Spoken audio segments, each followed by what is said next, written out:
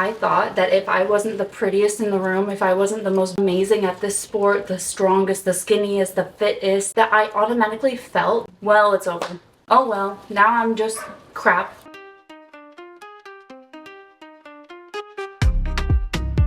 If you want to become somebody that feels confident and feels beautiful on the outside, you need to listen to what I'm about to tell you. If you've gone your whole life thinking that you're the ugly duckling, trust me, this will help you stop feeling that way. My name is Rylee. Welcome to my YouTube channel where I talk about all things self-improvement. Coming from somebody who felt so ugly her entire life and had no confidence, I can tell you 100% that these are some tips that I have picked up along the way that have made me feel way more confident than I could have ever imagined me feeling. Here are 10 tips to boost your confidence and help you feel beautiful.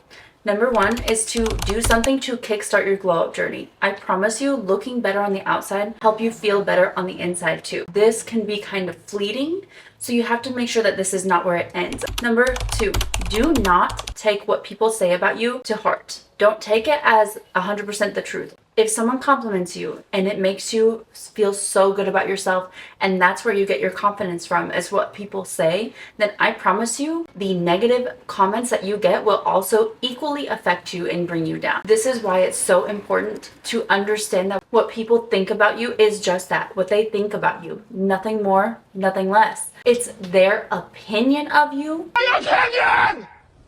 But it does not mean that it's true. Because one person could see you as the most ugly person in the world. You could see yourself as that, but then somebody else could see you as the most beautiful person they've ever laid eyes on. And which one is true? How do you know which one is true? Which one has more weight than the other one? So if you thrive on what people say about you, the good things that people say about you, what they say negatively about you will also equally affect you.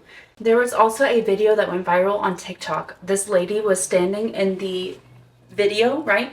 And she was like, "Look at me. I bet you can't tell what my insecurities are." Trying to show people that nobody else can see what you're thinking inside. If you don't show that you're insecure, nobody will know. And yet all of her comments were, well, if I were you, I would feel insecure about your shoulders, your knees, your nose, your legs, your eyes, whatever it might have been. And she literally didn't say anything. You know what that tells us? It tells us that what people see on other people is what they see on themselves. Let's say you're insecure of your hair, okay? The next person that you see, you're going to be looking at their hair because that's what you notice on yourself. That's what you'll notice on other people. You'll notice if people take care of their hair or not. And that's the thing. What people bring up about you is more about how they feel about themselves than about you. The other thing is if they see you as somebody they want to be or a level higher than them, that doesn't make them feel good. So what they're gonna do is try to bring you down to their level so they can feel like they're competing with you now, because before it wasn't a competition. Number 3, people's opinions of you are none of your business. I used to be the person when I was young that if I heard somebody was talking about me, I was like, what'd they say then? Like, let me know. And the thing is, that's so unhealthy for you, because if it's bad, then you're gonna feel bad. But if it's good, then it didn't matter. Like, oh well, no worries. And the thing is, I had an experience pretty recently within the last year of this girl that I had an embarrassing experience with prior, and I asked her a dumb question. She thought I was colorblind. She told me that a few weeks later, she told me, oh, I was talking to so-and-so about you. What's your name? And I was like, oh, my name's Rylee. But then it hit me after the conversation. I was like, was she talking bad about me? Like, were they talking about me in a bad way or a good way? When I realized that I didn't even have that desire to know, I knew that things had changed in my heart and in my mind. Because if you still have that desire to know, it kills you not to know what people are saying about you, you need to fix it.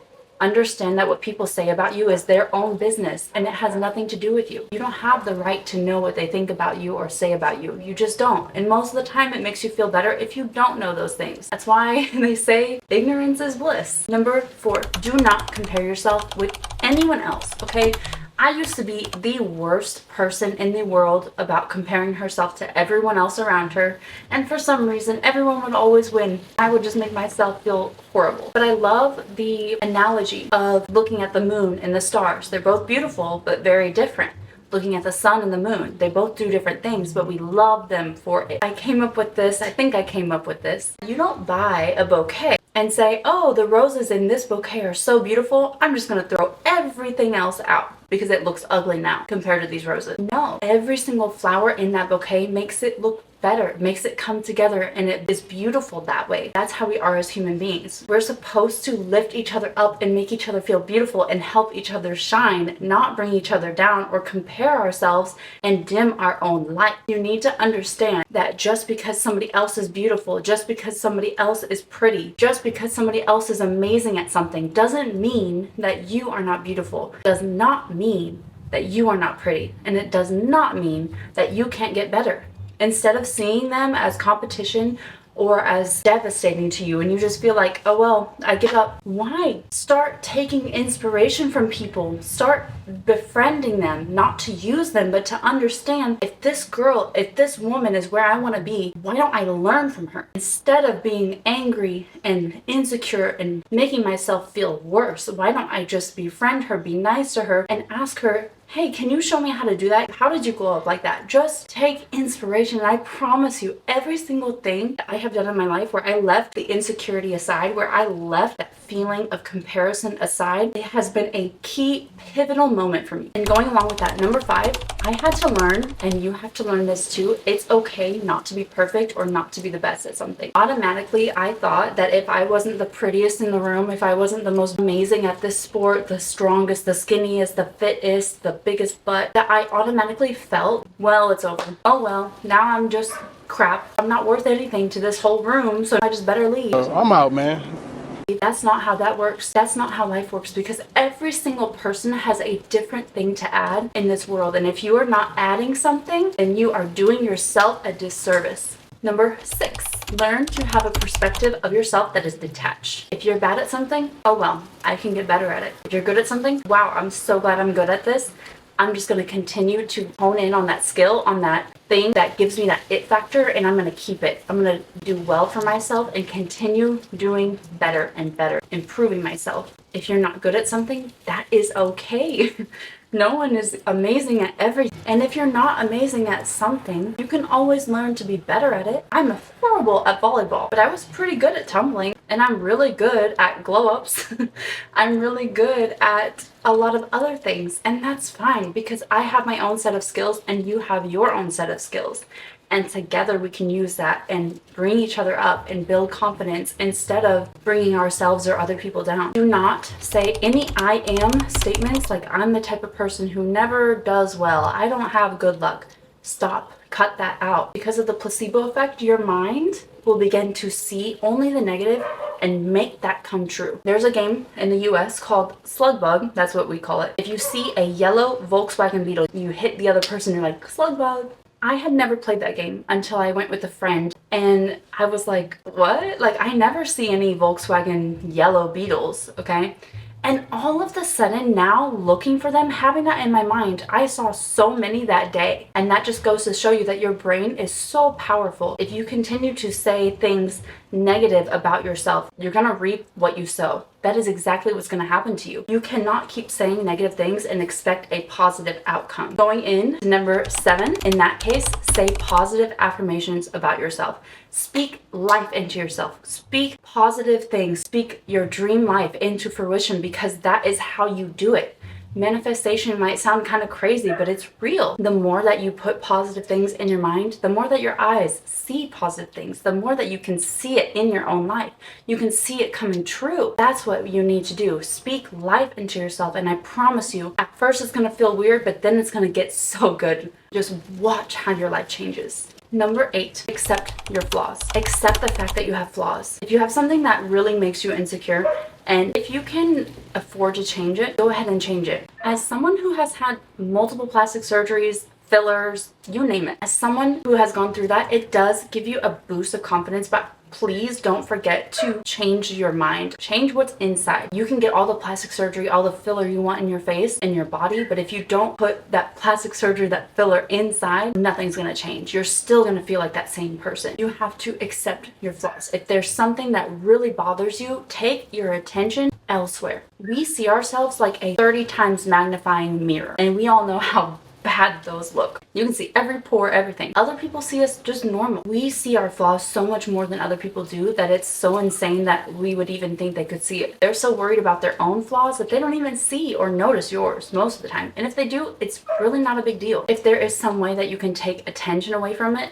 flip the script. If you've ever seen Cobra Kai, the character Hawk is a very good example. They called him Lip because he had a scar from a cleft palate surgery. And before, he was so insecure about it. Everybody made fun of him for it. He was a nobody. He joined Cobra Kai, got a crazy mohawk. That's why they call him Hawk after that. And guess what? People don't even notice his lip. They don't even talk about it anymore. Why? Because he changed his outlook and made the attention elsewhere. That is what you need to do. If you cannot afford to change something, if you don't have the means to do it right now, or you're waiting on that transformation, do something that takes away the attention from it and forget about it. I said forget about it, cuz. Accept it. Detach yourself from it. Number 9, actively learning something new. The reason we get so depressed after high school, after college, is because we're not learning something new. Our brain thrives on learning something every single day. When we stop doing that, then we have nothing that gives us confidence. We don't have a goal that we reach and then bam, I have confidence. We don't have that anymore. Either learn something new, like a language. It can be anything you're passionate about, or find another hobby. It doesn't have to be something that makes money. It can be something just for fun. But if you're learning something and you're doing something, number 1, your mind isn't going to be able to have the time to be negative about yourself, but also you're going to feel so much better because you're like, hey, I did that. I learned something new. And I know that next time I want to do something, I can do it because I gave myself something to do and my brain had activity and I did it. I accomplished it. I'm good. Number 10, that is to find peace in knowing who you are and who God says you are. My life didn't change until I really realized some of the things that I went through in life was because God wanted me to use it now. I never felt beautiful. I was never ever confident. Still to this day, I struggle, but I'm constantly working and improving myself because I know that God has given me this purpose to better myself, improve myself from the lowest of low that I have ever been to the highest of highs. And why? So that I can help other women and I can share what I've learned so that people don't have to feel that way anymore. That I can help bring people to confidence so that they don't have to make mistakes and make decisions out of hate for themselves. Because nothing good ever comes from hating yourself. You cannot hate yourself into a better version of yourself. What that does is just bring you down and down and down, and you will never ever see the light because you're dimming it with your own perspective on things. Nobody is ever a mistake. I was not supposed to be born. I was not supposed to be here. Yet here I am making this video about confidence, hoping that it would help you. Please comment down below if you have anything else to add, anything that has helped you be more confident. I hope you enjoyed this video. Bye!